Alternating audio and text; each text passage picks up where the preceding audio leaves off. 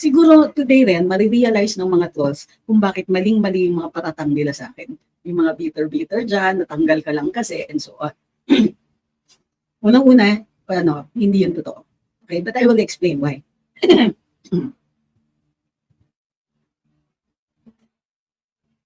Sabi ni Ma'am Marilyn, sige, let's answer this one first. Thank you, Kailan. You're friends with Maharlika, but now, when in fact previously she had been calling you Zoraida and she said a lot of bad things about you. Ma'am, what you do not understand is, number one, politics is addition. And number two, there's no such thing as permanent enemies. Also, you have to understand that a lot of the things that she said about me was said about me as an official. Kalihim ako. Miyembro ako ng gabinete nung panahon na sinasabi niya yung mga yon. Public figure ako. It comes with the territory. Hindi po pwedeng pikon at hindi pwedeng mamimersonal ako. Nung hindi na po ako nasa serbisyo, nakapag-usap naman kami at pareho kaming naliwanagan sa aming mga panig. Hindi po tama yung forever ka magtatanim ng sama ng loob kung hindi mo naiintindihan yung kalagayan niya at kung ano yung mga dahilan sa kanyang mga salita. To be fair with her, binawi niya lahat yon nung na-realize niya na nagkamali siya ng kanyang dinidefend. At na-realize din niya kung ano talaga ang mga gumagalaw at sino ang gumagalaw sa likod kumbaga behind the scenes sa lahat ng mga gawain namin nung ako po ay naninilbihan pa sa Administrasyong Marcos. Thank you kay Jay. Naiintindihan ko naman po kung dinadamdam ninyo yung sinabi niya. Pero ako na po ang nakikiusap. Huwag nyo na pong damdamin o indahin yon. Kahit ako, mayroong mga tao na alam ko ang mga sinabi nila sa akin at yung hindi namin pagkakaintindihan. Ngunit kinikilala ko rin na sa panahon ngayon, mas mahalaga na mayroon tayong pakay, mayroon tayong pinaglalaban, at tayo po ay eventually magsasama-sama. Iisang bayan naman tayo. Dapat meron tayong pagkakaintindihan kahit hindi talaga tayo magkapanig. Hi, Damon. Uy, Damon, mag-moderator. Kakaya mo ba ngayon? I hope you're getting well, ha? Okay. So, mag-umpisa tayo dun sa mga, sa pagsampa ko sa palasyo o bilang kalihim. Marami po ang nag-underestimate sa akin. Maliban lang dun sa mga nasa media. To be fair, dun sa mga kawani ng press, yung mga reporters, karamihan sa kanila, familiar na sa akin. Ako po ay dating commissioner ng Pambansang Komisyon para sa Sining at Kultura from 2004 to 2007. 2008 na extend pala ako. Ang isang commissioner po ay may rangko ng undersecretary. Kung kaya't hindi po mataas kaagad ang pagkaka-appoint sa akin. Ang last appointment ko before that was as undersecretary. Pangalawa, matagal na po akong nagsasalita for other people. Isa po akong tagapagsalita ng Integrated Bar of the Philippines at hiningi ang tulong ko nung panahon ng impeachment ni Chief Justice Corona. Before that, ako po ay tagapagsalita para sa ilang mga kliyente namin sa law firm at minsan hinihingi din ang tulong ko ng ibang mga law firms. Yan po ay nakasanayan ko na. And for a short while, ako rin ay naging tagapagsalita ng NCCA. Hi kay Gemini, thank you very much. So, ang pinakamadalas na tanungin sa akin ay kung bakit ako umalis. Para dun sa mga nagsasabing sinibak ako, hindi po totoo yan. Ulitin ko yan. Hindi po ako sinibak at kahit ang palasyo kinonfirm nila in writing na wala po akong kasalanan at wala po akong kaso. Liwanagin lang po natin yan from the get-go. Pero hindi ko rin i-deny na mayroong galit sa akin. Bordering, sabi ng isang kaibigan ko, bordering on obsession.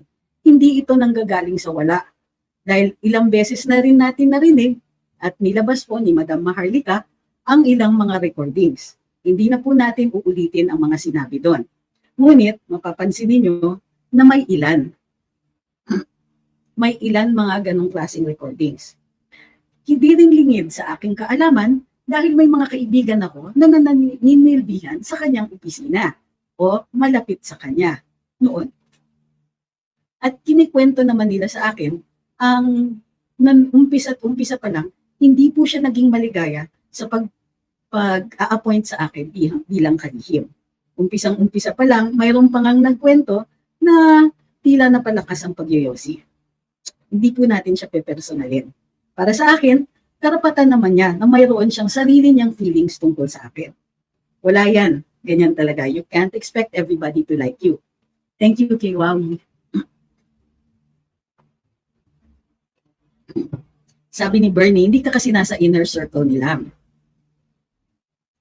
That's partially true. I think na ito opinion ko. At ito po ang naramdaman ko nung panahon na nandun ako. Hindi po mataas ang pagtingin sa akin. In fact, galit siya sa akin. At in fact, mayroong dalawa po kami sa mga na-appoint sa gabinete ang pinatawag niya at pinagalitan. Okay? Alam ko hindi niya kayang i-deny ito. Dahil may kasama siya nung time na yun.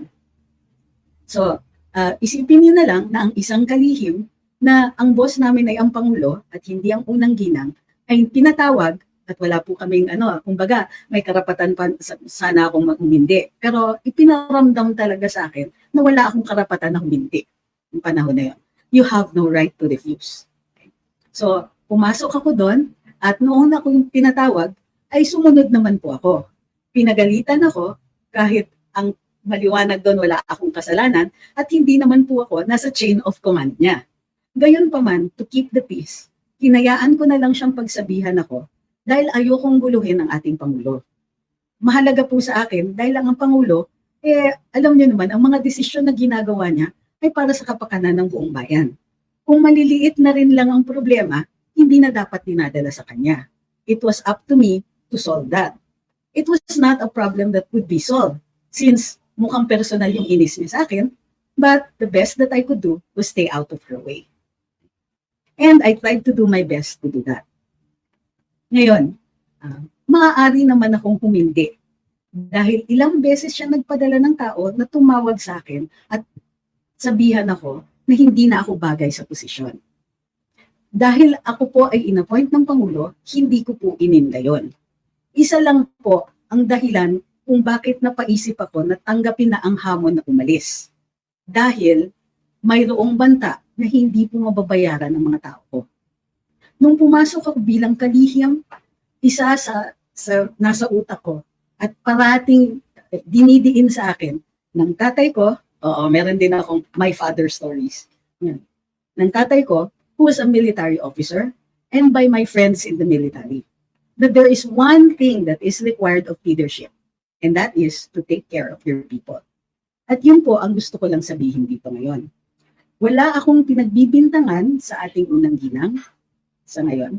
Pero of course, pag hinamon niya ako, ibang usapan yan. Ngunit, ang isang inalala ko ay yung banta nga na ang ilang mga tao ko ay hindi mababayaran. May mga tao kasi na ako na po, mga tao ko, na sinamahan ako at tinulungan ako sa Office of the Press Secretary. Inalaw po ako na mag-hire ng personnel sa OPS. Ang iba pong mga appointees, hindi po binigay sa akin at halos wala akong discretion doon. Tinanggap ko din po yun, kahit alam ko magiging mahirap para sa akin. Yung mga taong yon ay malaki ang tulong sa akin. At i-describe ko lang po what an ordinary day was like for us. Ang gising ko po araw-araw ay 2:00 ng umaga. Bakit? Kasi magbabasa na po ako ng mga pahayagan at mag-update na ako first ng activities ng presidente and second, babasahin ko lahat ng mga speeches o mga remarks or comments na ginawa niya formally or informally na umaabot sa media. Iko-compile ko yung mga posibleng magiging issue. Kung mayroon mang kontrobersyal, isasantabi ko, gagawa ako ng listahan, pag-aaralan ko. Ito po ang magiging part ng briefer ng ating Pangulo. Ngunit hindi ako umaakyat diretso sa ating Pangulo. Umaakyat muna ako sa ating Executive Secretary. At kahit ano pa man ang sabihin ng kahit sino, nanilbihan po si Attorney Vic Rodriguez ng maayos at matapat as far as I could see when he served as Executive Secretary. Wala. Ngunit, i-clear up ko lang ang isang policy. Nanggaling na rin naman kay ES. Akala ng marami, and I think meron din ibang mga opisyal at hindi opisyal na nag-akala na tao ako ni Attorney Vic. Hindi po. Bahagi ng trabaho ko na constantly maging in communication with the Executive Secretary para magampanan ko ang aking trabaho, ang aking mga obligasyon. Ang mga statements na nire-release o pag-i-explain sa ating media ay kailangan dinadaan ko muna kay ESB kung ito ay sang-ayon o naaayon doon sa panig ng ating Pangulo. Bukod pa dito, inaaral ko lahat ng mga previously sinabi ng Pangulo para hindi salu-salungat yung aking mga explanations. By 6 o'clock in the morning, papunta na po ako sa opisina niyan. Sinisikap ko araw-araw na ako ang una na papasok. Naunahan din ako ng ilan, yung mga nasa accounting, tsaka sa finance, mabibilis yung mga yan. At saka yung ilang mga nasa maintenance, at saka mga drivers. Kinilala ko po at binisita ko lahat ng mga empleyado ng OPS mula sa mga undersecretaries hanggang doon sa mga nagsiserve sa records, ang mga drivers, sa motor pool, and so on. Kilala po nila ako, lahat po sila, na-meet nila ako. Nung ako'y umalis, nagpaalam din po ako sa kanilang lahat. So, ang fear ko nung time na yon, napaka umabot dun sa punto na magkakasiraan pa, magkakaproblema, magkaka-internal issues na hindi dapat kayanin ng administrasyon. Hindi ko sinasabing hindi nila kakayanin, pero hindi dapat maging issue para sa ating Pangulo. Hindi ko ninais na maging kapabigat o maging magulo sa loob ng administrasyon. Hindi ko ninais na ako pa ang maging sagabal sa utak o makagulo sa utak ng ating Pangulo. Yan po talaga ang kumbaga, ito ang ini-expect sa lahat ng taong naninilbihan sa gobyerno. You serve. And if your presence there is no longer required or not good for the administration, your choice is only one. You must leave. Pwede kong ipaglaban sa sarili ko. Pero ang kinatakot ko nga, kung magkaroon ng bad blood, paano yung mga tao ko? Ilang buwan silang nanilbihan at may ilan sa kanilang nagkautang-utang na just trying to survive. And so, inintay ko talaga na mayroong ibang magkumpirma nito bago ko ilabas. So, I was able to make sure na lahat yon ay nabayaran. Inilaban ko po talaga lahat ng mga tao ko. Siniguro ko po na nabayaran sila. And to be fair, the Office of the Executive Secretary made sure that they were paid. Hindi ko po, nagpapasalamat po ako kay E.S. Bersamin at dun sa yumaong Senior Deputy Executive Secretary na si Hubert Guevara. Aware ako, balikan natin ha, so ganun po yung pagkaalis. I had to make sure, and kasi kung ilalaban ko yon, ang talo yung mga tao. So, but that's also politics. And para sa akin, you win some, you lose some. Pag papasok ka, when your services are no longer needed, o kaya mahirap na ang magpilit, then diba, it is in the interests of the service to make sure that you go and that you go quietly. Pwede naman akong umangal, pwede naman akong makipag-away, pwede naman akong maging bitter, but I chose the better part of it. Umalis ako at nanahimik ako. Bakit? Ang isang dahilan ay ang ating Pangulo din. Nakiusap siya sa akin na kung maaari, okay lang naman daw na i-criticize ko siya. He doesn't mind, and it's okay. It's part of the job. Pero kung maaari, to spare the first family. Words po niya yon. And I have kept to that promise. Wala akong personalan, although I will admit na minsan nagpaparinig ako at nag-heckle ko. But that did not start until after, and yes, I will confirm, ni si First Lady po, ang nakiusap through an intermediary na isang government official na umalis ako sa DWIC. I am saying this with a heavy heart. Hindi ko gusto na ilabas sana ito. Ngunit nawawalan na ako ng options. Hindi pa rin ako tinatantanan hanggang ngayon. At parang ang pakiramdam ko, base dun sa ilang mga tawag sa akin, na hindi talaga nila bibitiwan ang ako. Kumbaga, ayaw nila talaga ako ma-hire ng any publication, ng radyo, or anything like that. They don't want me to have mainstream media as a platform. Yes, malakas po ang loob kong sabihin yung mga yan because I know that for a fact. Masama ba loob ko? Hindi. Hindi ako namimersonal. Pero hindi ibig sabihin yun na mananahimik na ako. Tapos na po ang pangako ko. Tapos na dahil ang pangako na yun was simply based on my living government. Iba ng usapan ngayon na pati ang DWIZ, pati yung private na pinasukan ko ay papakialaman pa. Hindi na siguro fair yun. At kahit sinong ordinaryong mamamayan, tingin ko maiintindihan nila na tapos na po. Kumbaga, maswerte pa because I have chosen to keep quiet about the other things that I had seen. Hindi ito panahon na ilabas yon. Hindi ito panahon na guluhin ko pa rin ang usapan, di ba? I am not the focus of the national discussion and I do not want to be. Ang gusto ko, maayos na pamahalaan. Nagbuwis din po ako. Tumulong ako sa administrasyon, tumulong din ako sa kampanya. But I would like to underscore, hindi po ako nag-apply sa posisyon na yan at hindi ko hiningi. Wala akong hiningi for what I contributed to the campaign. Sa oras, sa dami ng oras. Nahihiya nga ako kina Madam Maharlika, kina Pebbles, kina Sas. Kasi I think that they deserve also something, an appointment, because tunay po yung pagsiservisyon nila. Nakita ko na tunay ang pagmamahal nila. Hindi lang kay Presidente sa bayan. Nakikita ko, I was in a unique position to see all of that.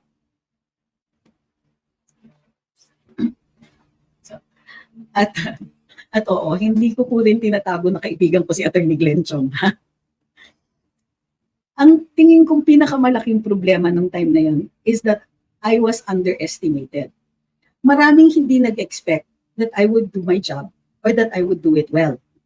Pero I am very proud to say na nung umalis ako, maraming nagsabi, it's okay, you did a good job. Hindi namin naiintindihan kung bakit ka umalis. Pero you did a good job. Hindi lang po ordinaryong mamamayan ang nagsasabi nun, mga kasama ko sa gabinete, nakawawa naman dahil minsan-minsan nakikriticize ko ngayon. At ang Pangulo mismo. So, ano pa ba yung commonly asked question? So, yun yung ano ko. Kaya natatawa na lang ako sa mga nagsasabing bitter o pinatanggal, hindi nabigyan ng pwesto. Inofferan po ako nung ako'y umaalis. Ang sabi pa nga sa akin, it might not be cabinet level, but you deserve another position because you did well. Hindi na po. Hiningi ko na lang po na mabayaran yung mga tao. Kasi mas nag-alala po talaga ako doon sa mga tao ko. Kasi yung iba doon, mga, mga assistants, yung mga EAs, yung mga staff, na 3 buwan po na naninilbihan, hindi na nabayaran, nagkautang-utang po sila. Saan po sila pupulutin kung hindi sila nabayaran? At wala naman akong perang sagutin lahat yun. And so it was best for me just to make sure na sila ang mabayaran. Hindi ako nag-hold ng any hope nung umalis ako na bibigyan pa ako ng iba pang pwesto. At alam ko, nung ako po ay naging critical na sa administrasyon, alam ko na mag-iisip rin ang ibang mga tao kung dapat pa akong ilagay. Okay lang yun. Hindi po yan ang pakay ko sa buhay. Proud ako na nilbihan ako sa gobyerno and I did it to the best of my capabilities. For the longest time then, hindi rin masama yung loob ko. Not even to the first family, pero at some point, kailangan na rin ipagtanggol ang sarili. Hindi ko gustong gumulo yung usapan. Ang usapan natin dito parati should be kung ano ang ikabubuti ng bayan. Hindi ako importante. Kaya hindi ako nagpapa-victim o hindi ko rin sinasabi na, o ipagtanggol ninyo ako o stand up and speak for me. But this is the part where which is important. And in response to what the First Lady had said, nag-hire daw ako ng clothes. Hindi po totoo yan.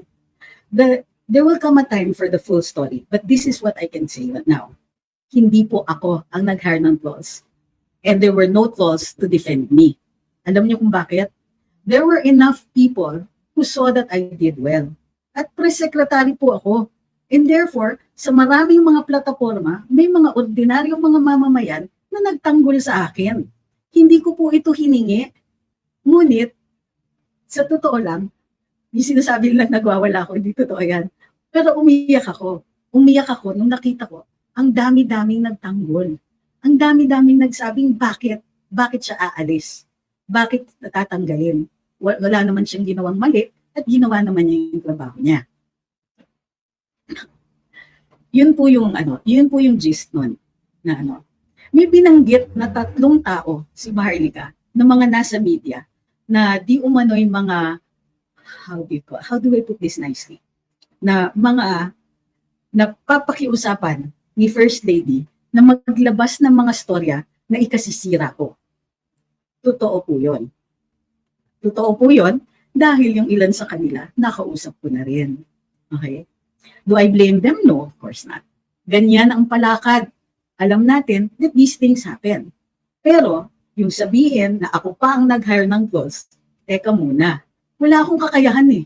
At kahit tignan po ninyo ang budget ng OPS at the time, hello, pumasok kami in the middle of the year.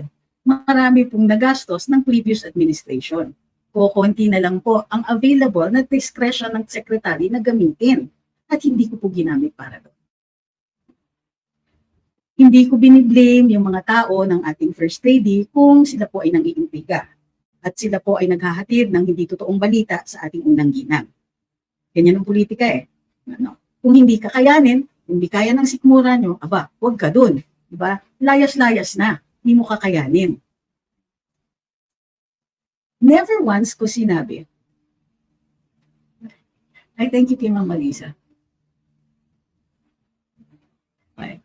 Thank you, Ma'am Marisa. Sabi ni Ma'am Marisa, excuse me, buong puso ko pinagtatanggol si attorney. Okay. O hindi po, ba't napanoorin nyo kasi si Madam Maharlika? Mako-confirm ko yung iba dahil meron na ako nakausap sa mga yon. Do I take it against them? Hindi. It was an op. What is an op? It's an operation. Ang purpose, tanggalin ako. I saw the writing on the wall. Alam ko that this was a way to force me to leave. Alam niyo kung bakit kailangan yon? Kasi dapat pasado na ako sa CA. Wala pong tumanggi. Inikot po, at this is normal, inikot po namin para tunugan yung mga miyembro ng CA na nasa Senado at saka nasa Kongreso. Mababait naman po sila. Siguro kaya papasa dapat ako. So kailangan i-operate. Kailangan lumabas na hindi ako karapat-dapat sa posisyon or something like that. Or, come up with some scandal. E para sa akin, gugulo na lang ang usapan pagka ganun. And it will not look good. Isipin ninyo, ganun kaaga, wala pang kalahating taon na nananilbihan ng ating Pangulo, meron ng ganung klaseng intriga. Hindi po maganda. Hindi po ikabubuti ng bayan. Sumama ba loob ko? Noong una, hindi. Kasi, politika yan eh. Laking ng para akong tumama sa sweepstakes, bigla akong tinawag, ako na daw ang press secretary. Hindi naman ako nag-apply. So, para sa akin, okay na. Press secretary ako for a while, and then it was time to go. Hindi sumama ang loob ko until much later, nung pinakialaman na ako sa DWIC. So, yung mga hirit-hirit ninyong bitter-bitter na yan, pinabubulaanan ko yan, hindi yan totoo.